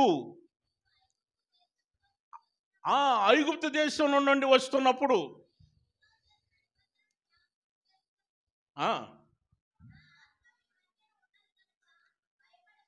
నా ఆత్మ మీ మధ్యలో ఉన్నది కనుక మీరు భయపడవద్దు. ఆమేన్, ఆమేన్, హల్లెలూయా. ఆనాడు తన ప్రజలకు చెప్పాడు, ఐగుప్తు దేశం నుండి మీరు బయలుదేరి వచ్చారు కదా, దాస్తుల గృహం నుంచి మిమ్మల్ని బయటికి తీసుకొని వచ్చాను కదా. గుర్తు చేసుకోండి ఆ విషయాన్ని. పాప శాపాల నుంచి, అక్రమాల నుంచి, అన్యాయం నుంచి, ఈ దుష్టత్వం నుంచి, ఈ దుర్మార్గత నుంచి దేవుడు మనల్ని విడిపించాడు కదా. విడిపించిన దేవుడు మనల్ని తీసుకొని వస్తున్నాడు. ఆయన అంటాడు, నా ఆత్మ మీ మధ్యలో ఉన్నది కనుక మీరు భయపడనవసరం లేదన్నాడు. ఆయన ఆత్మ మన మధ్యలోనే సంచరిస్తున్నది. ఆమేన్, గట్టిగా చెప్పాలి. హల్లెలూయా. ఆయన ఆత్మ మన మధ్యలో సంచరిస్తున్నప్పుడు మనం భయపడని అవసరం లేదు. ఎలాంటి సమస్యలైనా ఆయన ఖచ్చితంగా తీరుస్తాడో లేదు, తీరుస్తాడో లేదు. ఏదో అంటున్నారు, చెబుతున్నారు, ఏదో వినాలి, చెబుతూ ఉంటారు, వింటూ ఉండాలి. హల్లెలూయా చెబుతూ ఉంటారు, హల్లెలూయా చెబుతూ ఉండాలి. చేతులు ఎత్తమంటే చేతులు ఎత్తాలి. ఏదో అంటారు అని నీలో కొంచెం సందేహం, ఆవగింజంతా సందేహం కానీ సందేహం వచ్చిందనుకో, అది ఎప్పటికీ జరగదు. యేసయ్య చెప్పాడు ఆ మాట. అవిశ్వాసం అనేది, సందేహం అనేది, ఆవగింజంత సందేహం కూడా ఉండకూడదు. పూర్తిగా ప్రభు మీద ఒక నమ్మకం ఉంచితే ఆయన ఖచ్చితంగా కార్యం చేస్తాడు. ఆమేన్, హల్లెలూయా. 4వ విషయాన్ని చూద్దాం. ఆయన రుజువులు, సజీవునిగా రుజువులు. 1 చెప్పండి, ఆయన వారితో నడిచెను. 2, వారితో మాట్లాడెను. చెప్పాలి. 3వది, వారి మధ్యలో ఉన్నాడు. ఓకే. 4వది, లూకా సువార్త 24వ అధ్యాయము 42వ వాక్యం.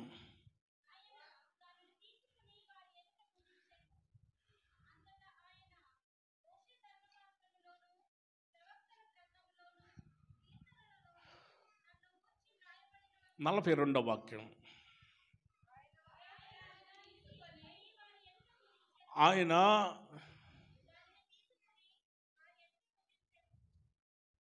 42వ వాక్యం చూడండి. అక్కడ రాయబడి ఉన్న విషయాన్ని మనం చూస్తే, వారి ఎదుట, వారు చూస్తూ ఉండగానే వారి ఎదుట ఏం చేశాడు? రొట్టెని తీసుకొని ఆయన తిన్నాడు. సజీవునిగా కనపరుచుకున్నాడు. మనిషిగా ఆయన అనుకుంటున్నాడు, వీళ్ళు ఇంకా నమ్మలేదు నన్ను. నిజమే, వాళ్ళు ఇంకా నమ్మలేదు. వారితో నడిచిన, వారి మధ్యలో ఉన్నా, చూడండి, వారితో మాట్లాడినా ఇంకా వారికి సందేహం మెదులుతూనే ఉంది. ఈయన భుజిస్తాడా, భుజించడా, తింటాడా, తినడా చూడాలి. ఇప్పుడు తింటాడా, తినడా, ఈయన తింటాడా లేదా, ఈయన దెయ్యమై వచ్చాడా, మనిషిలాగా వచ్చాడా, ఈయన లేచాడా లేకపోతే లేవలేదా, ఒకవేళ ఈయన దెయ్యమై లేచాడా, ఒకవేళ అట్లాగేమన్నా జరుగుతుందా ఇప్పుడు మన జీవితంలో? ఒక సందేహం వాళ్ళలోకి వచ్చేసింది.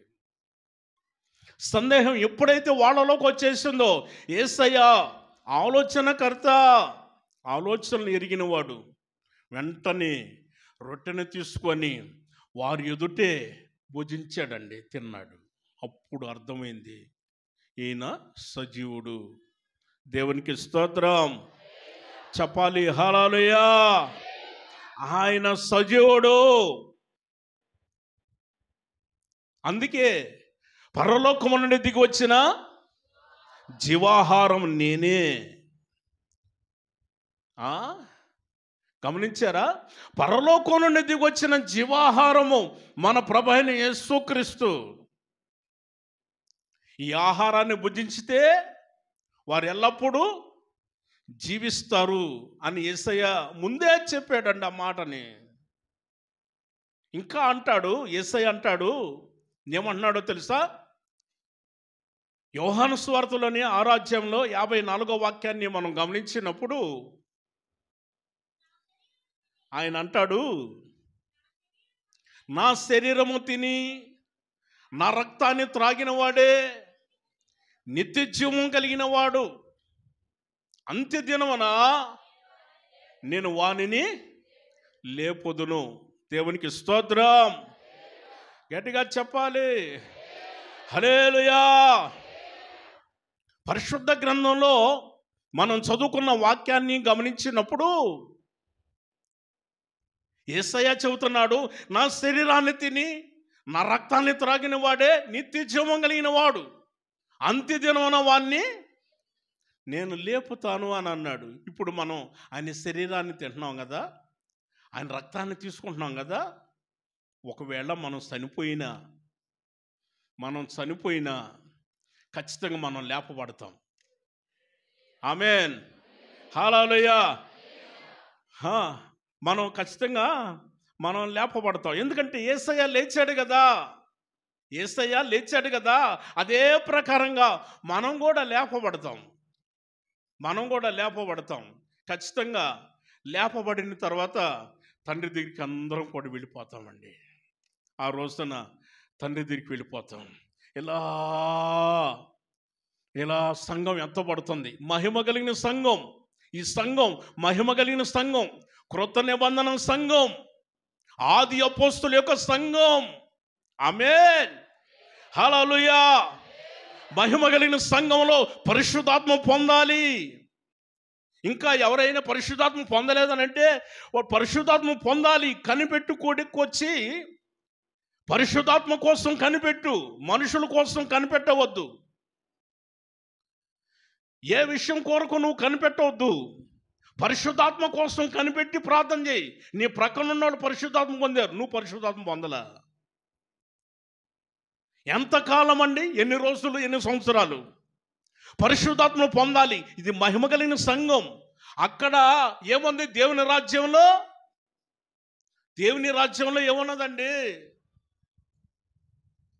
పౌలు గారు ఏమన్నాడో తెలుసా?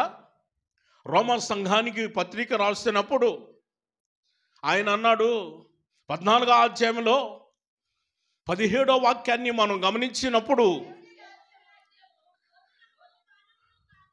అవునమ్మా, దేవుని రాజ్యం అంటే భోజనము పానము కాదు, నీతియు, నిదానంగమ్మా, నీతియు సమాధానమును పరిశుద్ధాత్మ యందలి ఆనందమునై ఉన్నది. దేవునికి స్తోత్రం, హల్లెలూయా. దేవుని రాజ్యం అని అంటే అక్కడ నీతి, సమాధానమును, పరిశుద్ధాత్మ యందలి ఆనందం. అక్కడ అనుభవించాలి, ట్రైనింగ్ పొందాలి. ఇక్కడ నువ్వు పరిశుద్ధాత్మ పొందాలి. ఇక్కడ పరిశుద్ధాత్మ పొందకుండా అక్కడ ఎలా ఉంటావు? పరలోకంలో నేను ఉండాలి, దేవుని రాజ్యంలో నేను ఉండాలి, దేవుని రాజ్యంలో నేను ఉండాలి, దేవుని రాజ్యంలో నేను ఉండాలి.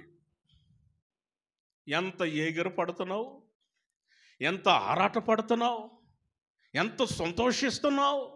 ఇక్కడ దేవుని సన్నిధికి వస్తున్నాను, దేవుని మందిరంలో ఎదుగుతున్నానని పరిశుద్ధాత్మ పొందాలి. పరిశుద్ధాత్మ పొందాలి. పరిశుద్ధాత్మ పొందినప్పుడు అక్కడికి వెళితే అక్కడ పరిశుద్ధాత్మ యందలి ఆనందం. దేవునికి స్తోత్రం. గట్టిగా చెప్పాలి, హల్లెలూయా. నా ఆత్మ లేనివాడు, ఓకే, మీరే పూర్తి చేసుకున్నారు,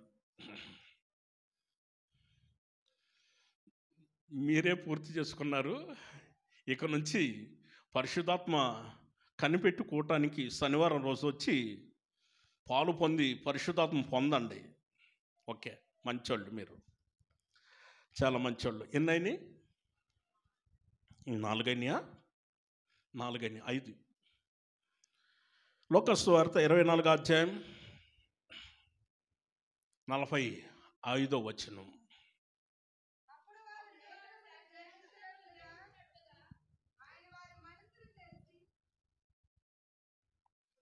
మరలరా మొదటి నుంచి.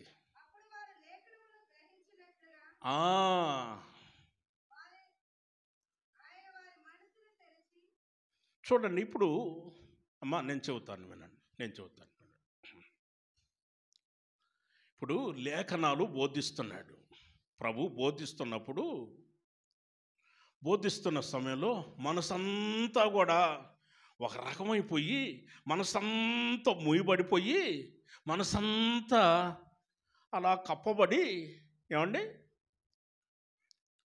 పొరపాట్లు ఉంటాయి కదా, వాటి చేత కప్పబడిపోయి మనసంతా అలాగుంది. వాక్యం ఎంత చెప్పినా అర్థం కావట్లా. వాక్యం ఎంత చెప్పినా అర్థం కావట్లేదు. కొంతమంది అంటారు, అందరు కాదు, కొంతమంది అంటారు, ఏంటో అండి పాస్టర్ గారు, మాకు వాక్యం అర్థమే కావట్లా, వాక్యం అర్థమే కావట్లా, లేఖనాలు అర్థమే కావట్లా. అర్థం కావట్లేదు అని అంటే అర్థం ఏంటంటే నీ మనసు తెరవబడలేదు, నీ మనసు మూయబడ్డాయి. ఏ పొరపాట్ల వలన మూయబడ్డాయో అది నీకు తెలుసు. ఆ పొరపాటు ఏందో నీకు తెలుసు. ఆ పొరపాట్ల వలన మనసు మూయబడింది కాబట్టి వాక్యం అర్థం కావట్లేదు.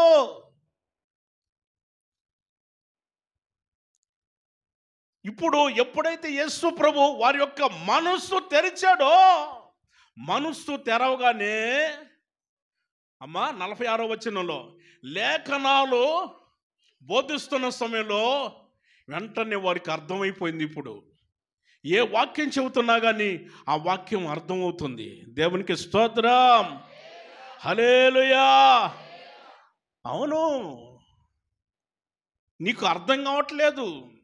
శనివారం వచ్చినా, బుధవారం వచ్చినా, ఆదివారం వచ్చినా ఏంటో అర్థం కావట్లేదు.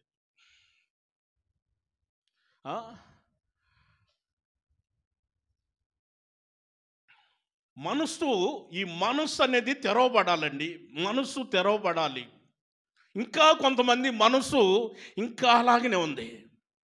పౌలు గారు అంటాడు, రోమా సంఘానికి పత్రిక రాస్తున్నప్పుడు 12వ అధ్యాయము 2వ వాక్యంలో, మీరు ఈ లోక మర్యాదను అనుసరింపక ఉత్తమమును అనుకూలమును సంపూర్ణమై ఉన్న దేవుని చిత్తం ఏదో గ్రహించి తెలుసుకున్నట్లు మీ మనస్సు మారి నూతన మొగటు వలన రూపాంతరం పొందాలి. దేవునికి స్తోత్రం, హల్లెలూయా. మీ మనస్సు మారి అది రూపాంతరం పొందాలి. ఎలాగా అంటే, ఒక పురుగు మనకు బాగా తెలుసు, భయంకరమైన వెంట్రుకలు. ఆ పురుగును చూస్తేనే చీపిరి తీసుకొని అంత దూరం ఇసురు కొట్టారు, మరలా వస్తుంది పురుగు, మరలా ఇసురు కొట్టారు, మరలా వస్తుంది. ఎన్ని చీపిరి దెబ్బలు కొట్టినా బుద్ధి లేదు ఈ పురుగుకి. చూద్దామంటే చూపు సరిలేదు.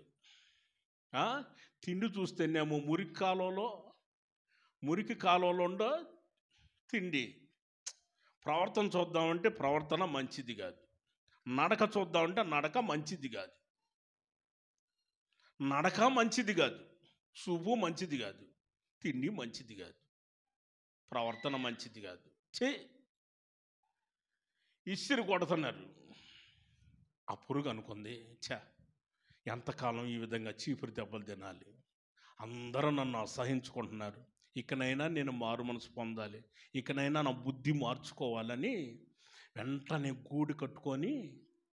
ఒక గూడు కట్టుకొని మీకు తెలిసిపోయి ఉంటుంది ఇప్పటికే, గూడు కట్టుకొని కొద్ది కాలం వరకు ప్రార్థన చేసుకుంటా కనిపెట్టి, ప్రభువా నా మనసు మార్చేసేయ్యా, ఇక నేను మారు మనసు పొందుతాను తండ్రి, ఎంతకాలం ఇలాంటి బ్రతకాలయ్యా అని ప్రార్థన చేసుకొని ఇక కొద్ది రోజులు అయిన తర్వాత బయటకు వస్తుంది. బయటకు వచ్చిన తర్వాత రూపం మారిపోయింది. ఇప్పుడు రెక్కలు వచ్చినాయి. ఏంటి చెప్పరో, రెక్కలు వచ్చేసి ఇలా ఎగురుతుంటే ఇప్పుడు నా చేతిలోకి రా, నా చేతిలో వాళ్ళు అని చేయి చాపుతున్నారు. ఆ రోజున చీపురితో కొట్టావు కదమ్మా, ఆ రోజున చీపురితో కొట్టే ఈ రోజున నా చేతిలోకి రావాలి. ఇప్పుడు తిండి చూద్దామంటే పువ్వులోకి వెళ్ళి మకరందం లోపల ఉన్న తేనెని తింటుంది. సూపు చూద్దామంటే మంచి సూపు. ఇప్పుడు రెక్కలు వచ్చినాయి, పరిశుద్ధాత్మ రెక్కలు వచ్చేసినాయి. పరిశుద్ధాత్మలో ఆనందిస్తున్న సమయం. ప్రైజ్ ది లార్డ్, హల్లెలూయా. ఆ రోజునేమో ఒక్కరు కూడా ప్రైజ్ ది లార్డ్ చెప్పలా. ఆ రోజున పనికి మన పక్కనే నడుచుకుంటూ పోతున్నారు. వాళ్ళ వల్ల మన ఇలువ కూడా పోతుంది, మన ఇలువ పోతుందండి.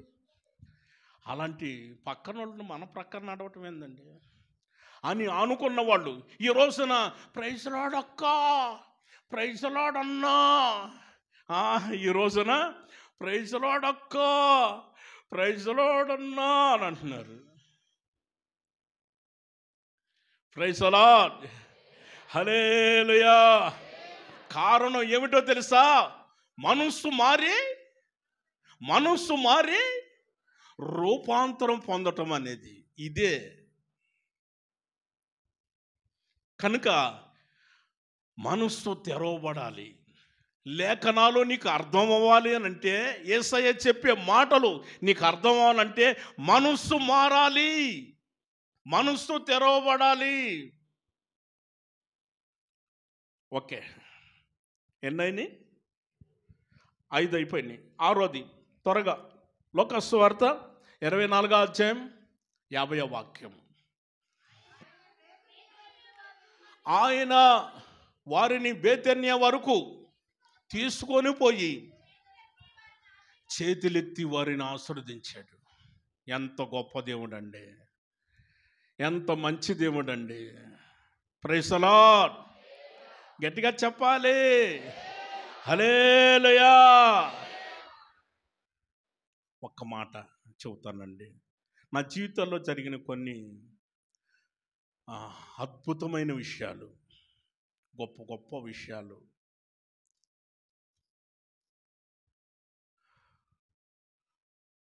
2011వ సంవత్సరం 2011వ సంవత్సరం ఇక్కడ మనకి సమీపంలో తణుకు ఉంది కదా, తణుకులో సేవ చేశాను.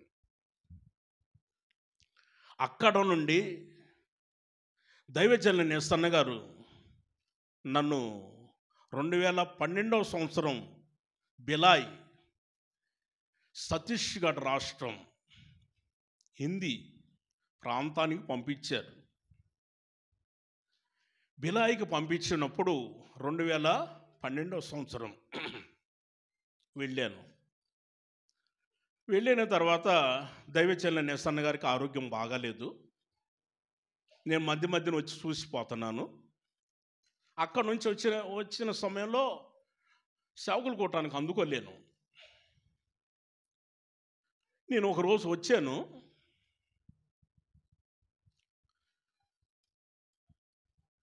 ఎస్సన్న గారు కొద్ది నెలల్లో చనిపోతాడనగా నేను వచ్చాను. ఎస్సన్న గారు గోరంట్లో రూమ్లో అటువైపు తిరిగి పనుకున్నాడు. పనుకుంటే నాకు అలవాటు. నేను మొదటి నుంచి ఆయన దగ్గర పరిచర్య చేసినవాడిని, ఆయన రూమ్లో ఉన్నవాడిని. నేను వెళ్ళి పరిచర్య చేస్తున్నాను. కాళ్ళు నొప్పులుగా ఉన్నాయి కదా పెద్ద ఆయన, నేను పరిచర్య చేస్తుంటే యేసన్న గారు అటు పనుకున్నవాడు ఇటు తిరిగాడు చూశాడు. ఇటు తిరిగి చూస్తే నేనున్నాను. మోకరించి అన్నే మంచం మీద పనుకొని ఉన్నాడు. నేను మోకరించి పరిచర్య చేస్తున్నాను. ఇమ్మానుయేల్ అని అన్నాడు. అనేసరికి అన్న ప్రైజ్ లార్డ్ అన్నా.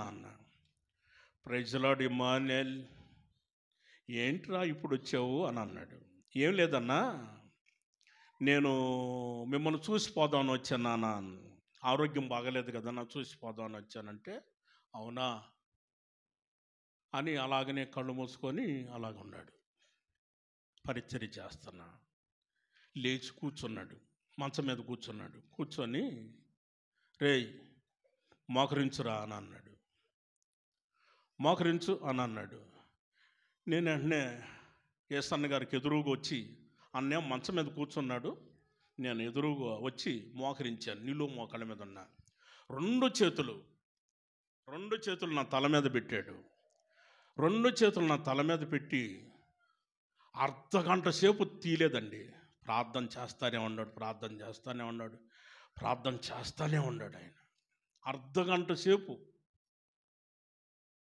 మామూలుగా సభల్లో అందరికి ఇలా ప్రార్థన చేసుకుంటూ వెళ్ళిపోతాడు కదా, ఇలా వెంటనే ప్రార్థన చేసుకుంటూ వెళ్ళిపోతాడు. అలాంటిది ఆయన అర్ధగంట సేపు 30 నిమిషాల వరకు రెండు చేతులు నా తల మీద పెట్టి అలా ప్రార్థన చేశాడు. ఎందుకంటే 20 సంవత్సరాలు ఆయన దగ్గర నేను కష్టపడ్డాను. అది చూశాడు ఆయన. చివరిసారిగా ఆయన దీవించాడండి. చివరిసారిగా ఆయన ఆశీర్వదించాడు. ప్రైజ్ ది లార్డ్, హల్లెలూయా. పూర్వీకులు దీవెనలు బైబిల్ గ్రంథంలో మనకు కనిపిస్తాయి. పూర్వీకులు దీవెనలు, తండ్రి యొక్క దీవెనలు ఉండాలి అని. అలాగనే ఆత్మీయ తండ్రి మన యేసన్న గారు, ఆత్మీయ తండ్రి ఆయన అర్ధగంట సేపు అలా ప్రార్థన చేసి, ఇమ్మానుయేల్ జాగ్రత్తగా చేసుకో సేవ, జాగ్రత్త అని యేసన్న గారు చివరగా ఆయన చెప్పి అలా పలకరించి రెండు చేతులు అలా జోడించి నాకు వందనాలు చెప్పాడండి. ప్రైజ్ ది లార్డ్, హల్లెలూయా.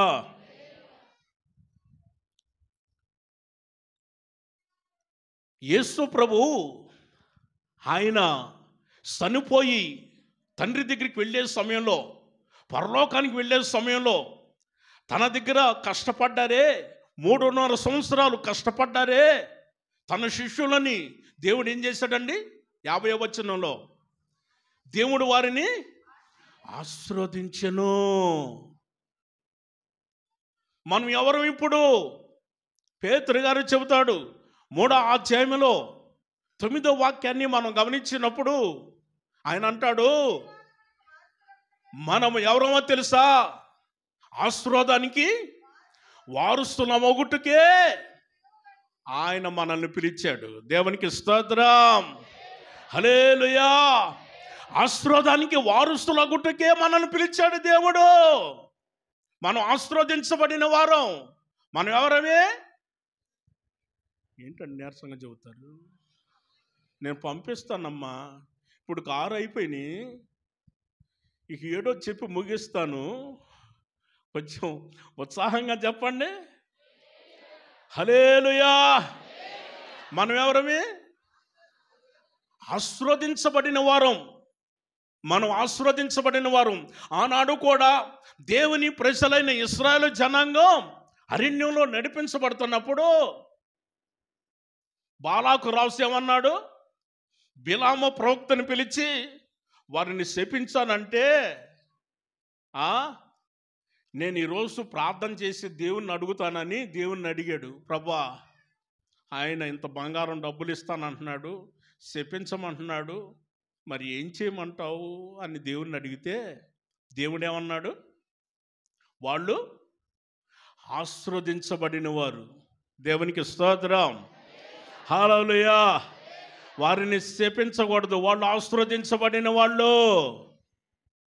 ఇప్పుడు మనం ఎవరమే? ఆశీర్వదించబడిన వాళ్ళం.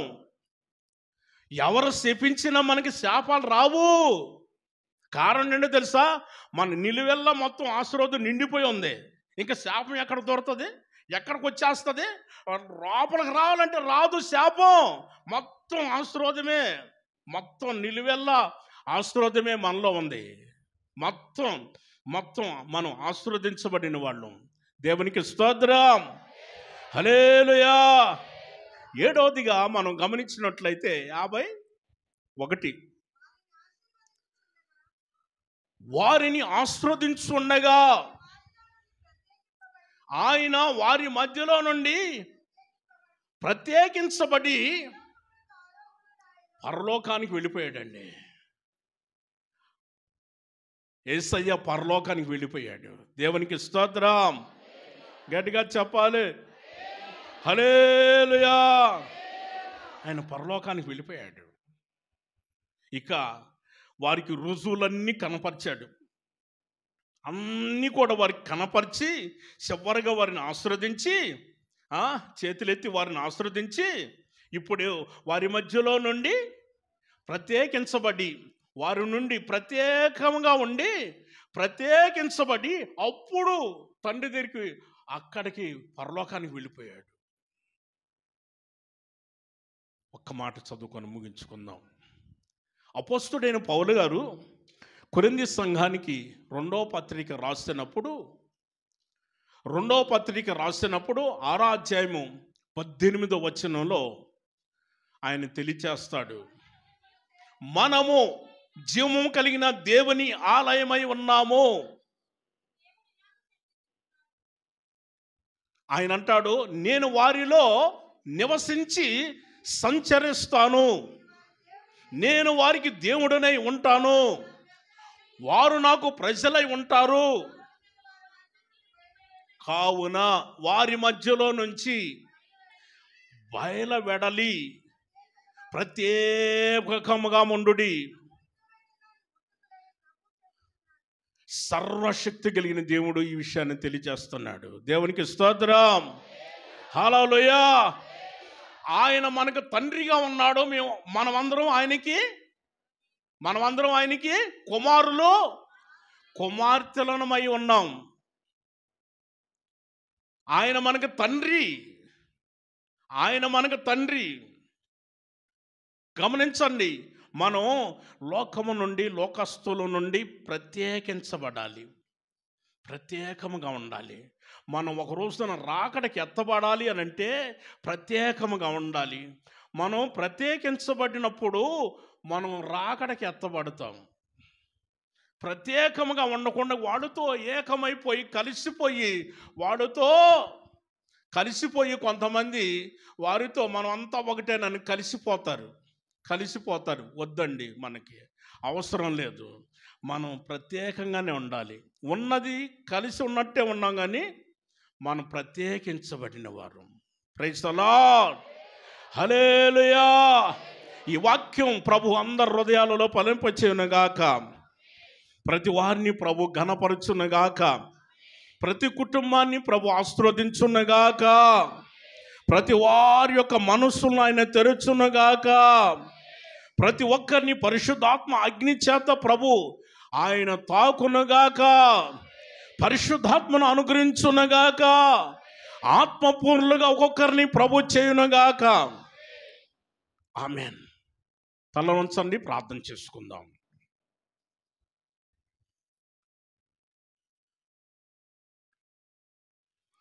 ప్రతి ఒక్కరు కూడా ప్రార్థన చేయండి.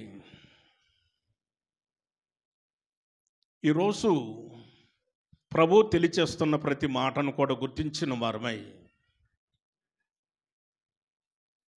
క్రీస్తునందు ప్రియ దేవుని బిడ్డ ప్రార్థించు.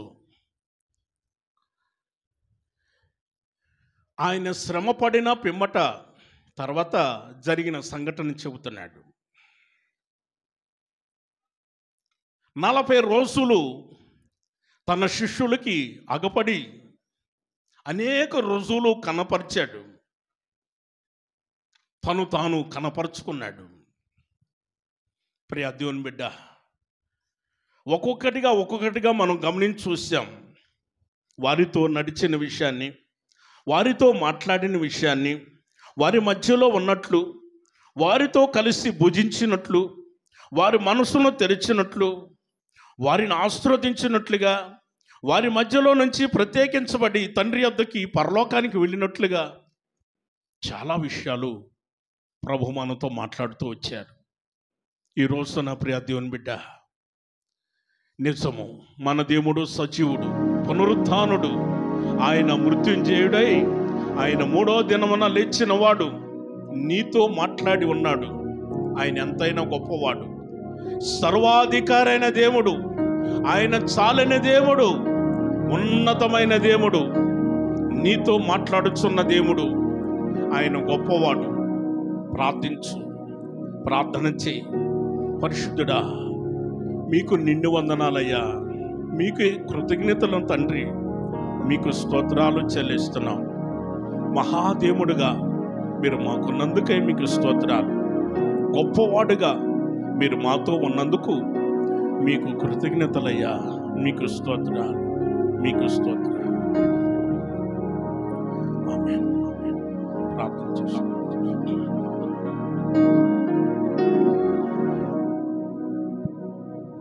సర్వాధికారి మా తండ్రి, గడిచిన కాలమంతా కూడా నేటి దినమున ఈ దినములను స్తుతించి ఆరాధించడానికి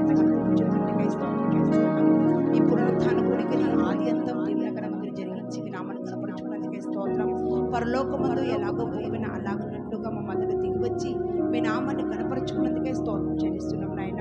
పాటల ద్వారా, సజీవ సాక్ష్యాల ద్వారా మీరు మహిమను పొందినందుకే స్తోత్రం చెల్లిస్తున్నాం తండ్రి. ఆత్మ ఆరాధన ద్వారా కూడా మీరు మహిమ పొందినందుకే స్తోత్రం. వాక్యమైన దేవునికి మీ దాసులను మరుగుపరిచి వారి నోటి నీ మాటల నుంచి మా అందరితో కూడా మీరు మాట్లాడినందుకే స్తోత్రం చెల్లిస్తున్నాం నాయన. తండ్రి, నిన్ను దినమున మీరు పునరుద్ధారణ దినమని సర్వలోక జనులందరూ నేను స్తుతించి దినముగా ఉంటుండగా ప్రభా నీకు స్తోత్రం చెల్లిస్తున్నాం తండ్రి. సర్వలోక మానవాళ్ళందరి కొరకే మీరు ప్రాణం పెట్టిన దేవుడిగా ఉన్నారు. మృతి నదిన దేవునిగా సమాధి చేయబడిన వారు మీరు ఉన్నారు తండ్రి. లేఖనం నెరవేరినట్లుగా 3వ దినాన మీరు లేపబడిన దేవుడిగా మీరు ఉన్నందుకై మీకు స్తోత్రం చెల్లిస్తున్నాము తండ్రి. మీకు స్తోత్రం నాయన.